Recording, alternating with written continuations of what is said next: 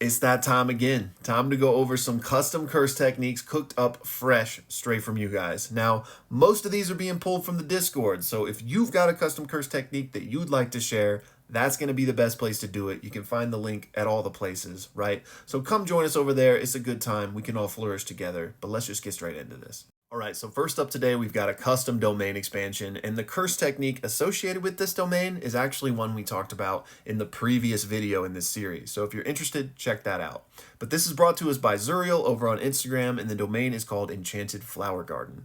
So as you can imagine, this domain looks like a flower garden, but in the center is a small open building. And when you cast this domain, you and your opponent will appear in that building, and you're able to interrogate them, asking them between 3 and 5 questions. If your opponent gets the answer wrong, or lies, or just doesn't participate at all, then they will suffer a punishment that can range from just getting a slight cut all the way to literally exploding. And if you pass away while in this domain, you then become a flower within it forever. So a cool little collection of souls. I really like that detail.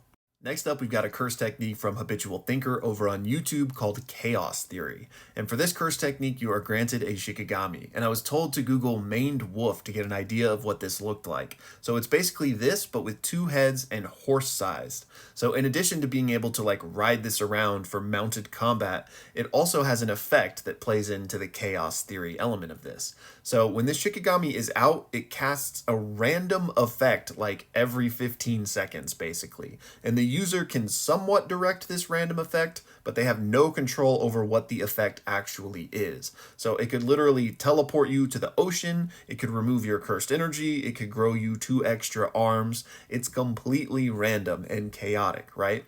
But the reverse curse technique of this is the user can remove the effects that have affected them, because the Shikigami might affect you, it might affect your opponent, who knows, right? But so with the reverse curse technique, you can at least get rid of your detrimental effects if you can do reverse curse technique.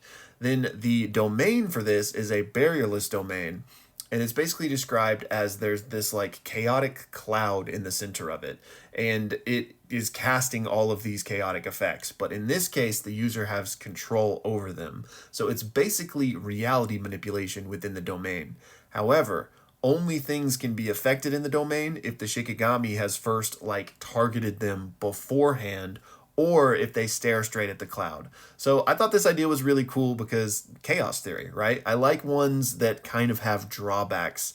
Not that they have to have drawbacks to the curse technique, but ones that aren't just insanely powerful off jump. So really cool. Plus, I get a cool pet that I can ride around on. I'm in.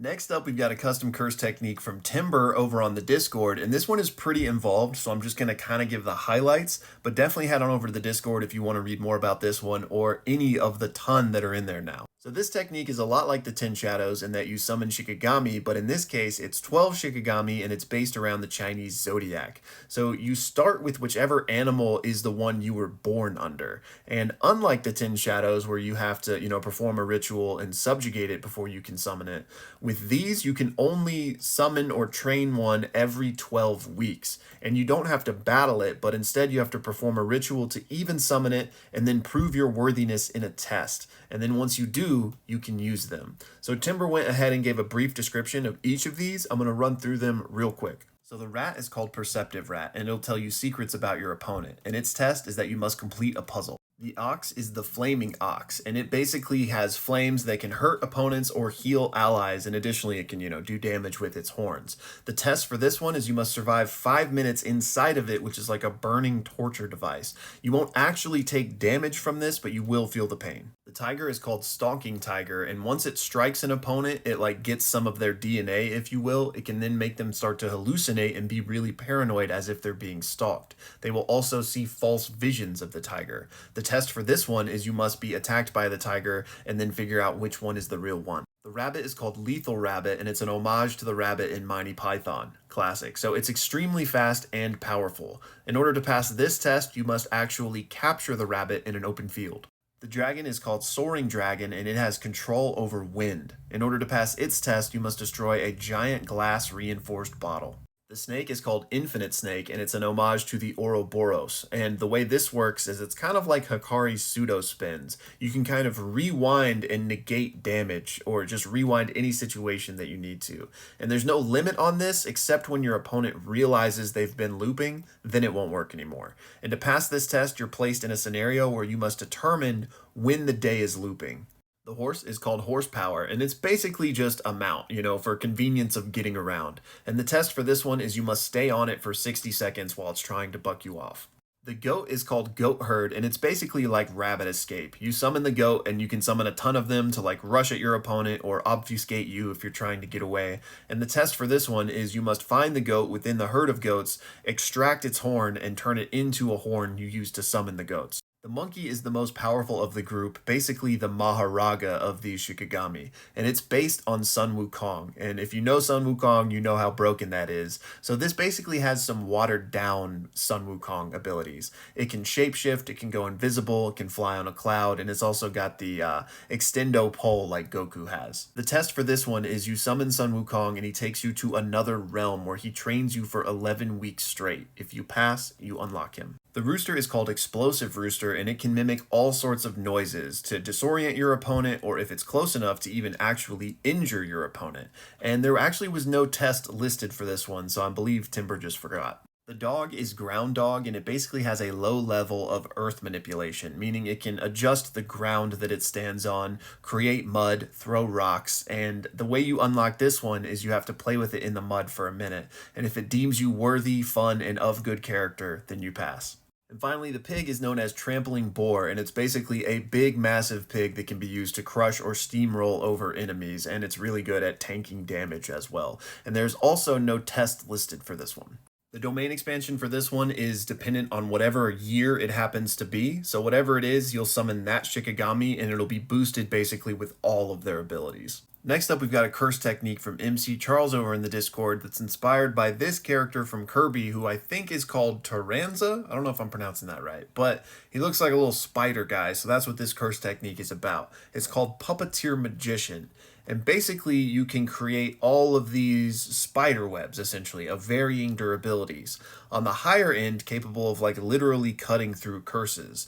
And what you can do with these is if you entrap your opponent in them, you can then also control them like a puppet. So in addition to being able to puppet your opponents if you can trap them in your webs, you can also create two other types of puppets. The first are basically just really simple Shikigami that you can create with your webs to do mindless tasks, right? They don't have any intelligence and they're very weak. The other type are called named puppets, and these are created from a cursed object that spawns when somebody very close to you dies. So you get this cursed object plushy version of them basically, and from that you can summon a named puppet. And that named puppet is going to have all of the skills and abilities that that loved one had while they were alive.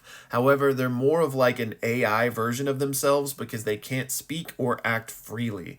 And any damage they take will be transferred to the plushie, and if the plushie's destroyed, you can never summon them again. So you can't actually heal it, but you can like repair it if you like get time after the battle. You can sew it back up or do the necessary repairs and hopefully keep it for a long time, but once it's gone, it's gone.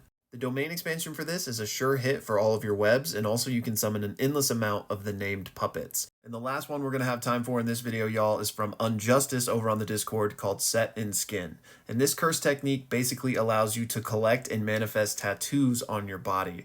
So how this works is when you are against an opponent, you can basically manifest tattoos all over their body that's representative of their fate. So not necessarily what's going to happen, but the different possibilities of what could happen in their life. And it's not necessarily just in the battle that you're having right now. It could be far into the future of their lives, but that's going to require more cursed energy. And when you're looking at these fates, you can take parts of them represented as tattoos and absorb them so they become on your body. So for example, you could see that, somebody is going to win the lottery in the future. You could steal that fate from them and manifest it on yourself. Then you could use that for yourself or give it to somebody else. The domain expansion is called Hall of Mirrors, and the target is placed within a Hall of Mirrors, each one representing a different fate. They are forced to pick a mirror. If they don't, they're taken out. But if they pick and it's a good fate, they get a ridiculous buff. If they pick and it's a bad fate, they get a ridiculous debuff. Unfortunately, I'm out of time, so be sure to check the Discord for more details on this one, and thank you all for submitting. I'll see you in the next one.